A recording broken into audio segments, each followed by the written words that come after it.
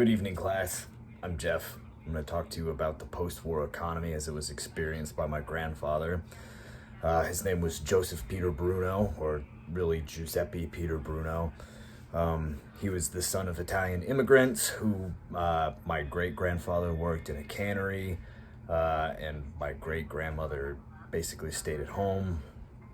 So he was born in Stamford, Connecticut in 1920.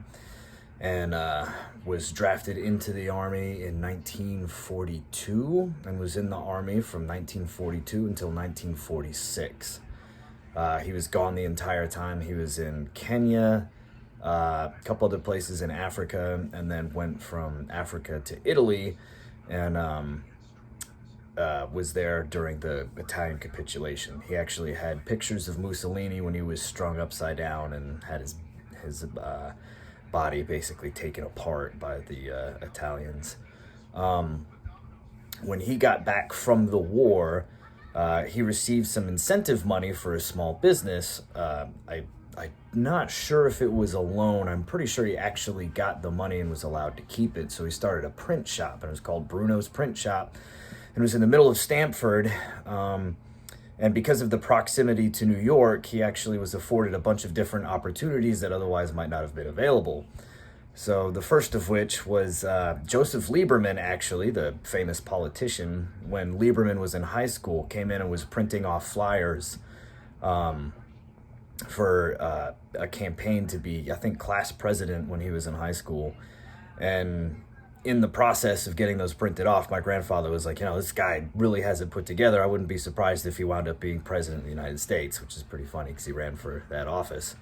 But so my grandfather took the money, started his print shop, and then out of the back of the print shop, he was giving guitar lessons because he was a professional musician. And so he was really kind of a one-stop shop for a bunch of different Renaissance activities. He's a really interesting guy.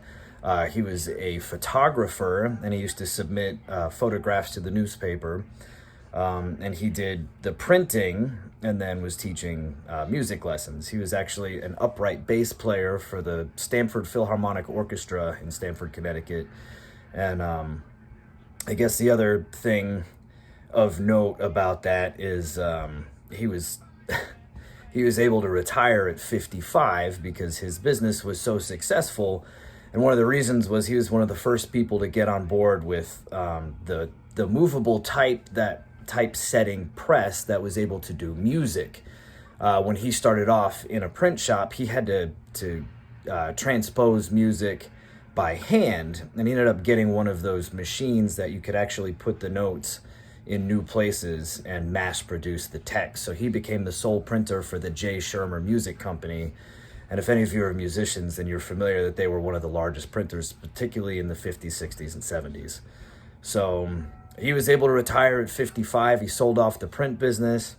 I think he might have continued to teach guitar lessons for maybe another couple of years after that, but he basically retired from real work at 55, and then used to just go on trips to Florida all the time. So I guess the key elements that his particular story tells me about the post-war economy is that when everybody was coming home from the war and we had so much industrial capacity based off of everything being transitioned from whatever their normal industry base was to producing weapons and other things that the soldiers needed that were fighting the war, the increased capacity meant that production was able to increase significantly. And then the not quite immediate, maybe the intermediate effects of the war was the baby boom. And as we had this enhanced capacity to increase the amount of industry, like whatever the industry was, whether it was automobiles, whether it was houses, steel production, wood production, especially in the South, those increased capacities then were mixed with an increased consumer base.